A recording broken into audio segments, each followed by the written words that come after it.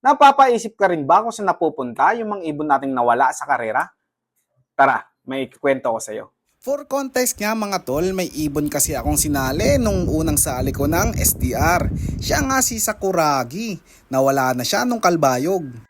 May nag-PM nga sa Facebook page natin mga tol. Sabi niya, ganito. Nag-PM nga si Idol sa atin at nag-send nga ng picture ng ibon. Sinend nga din yung phone number natin at kung anong nakasulat sa perso ring at kung anong ring ang nakakabit. Sabi ko nga, kalapati ko yan. Tinanong ko nga rin ang probinsya niya, Kalbayog mga tol. Possible nga na hindi tumawid ng dagat yung ibon natin or kung ano man nangyari sa kanya. SDR last year, nawala siya.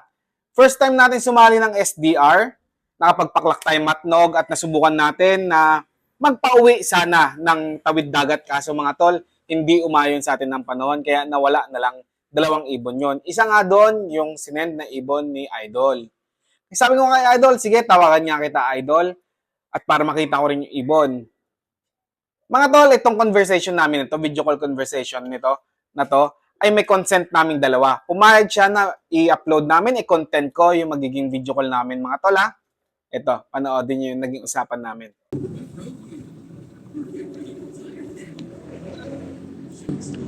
Ayan, Idol. Idol. Idol. Idol, saan yung ibon? Saan yung... Ano, Idol? Nasaan yung ibon, Idol? Pakita mo nga, Idol. Hawak mo ba? Ayan, papakita yung ibon. Ito, Idol. Ayan. Ayan, si Sakuragi nga yan, Idol. Ayos. Oo. Pangalan, Idol. Sakuragi. Sakuragi. Ayan. Batcher na sa'yo, Idol? Ha? Batcher na ba sa'yo? Di ba, Idol? Ay, hindi pa. O, gawin mo na lang breeder. Gawin mo na lang... Pwede magtanong? Sige. Bakit nga ba tinawag siyang Sakuragi? Ano ba? Ano siya, yung personal ring niya, yung personal ring kasi niya, Idol, 10 yung nakalagay. 10, 'di ba number 10 si Sakuragi sa Slam Dunk? Kaya pala. Kaya Sakuragi. Hen siya. Dati kasi hindi namin alam na hen siya, na pangalan ng Sakuragi.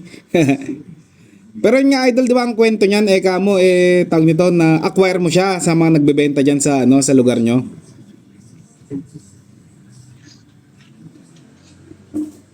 Di ba, Idol, nakuha mo siya sa mga nagbebenta diyan sa inyo? Idol. Oo. Idol, tag nito, alagaan mo na lang. Mas okay na may mas okay na may alam ko na may mag-aalaga dun sa mga naging kalapate ko. Ayan, nawala yung connection ni Idol, ayan. So Idol, ayan, na-PM ko na sa iyo yung bloodline niya. Ikaw na bahala kay Sakuragi, Idol, ha.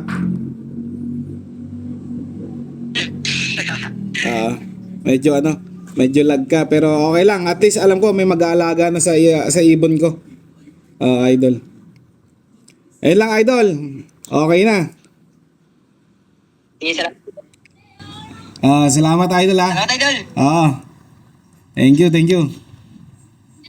Sinabi ko nga kay Idol, kahit anong paraan mo pa nakuha yung ibon ko, wala na akong problema doon. Ang nagustuhan ko lang sa kanya, yung honesty niya.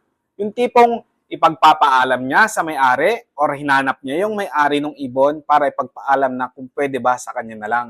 Though hindi naman na natin kasi makukuha, kaya wala naman talagang problema. Nawalan nga tayo ng ibon last year, medyo masakit, syempre. Naka-move on na tayo, pero mga tol, mahalaga, may napasaya tayong tao. Tuwang-tuwa siya kasi may ibon na siyang may bloodline. Yun yung mahalaga.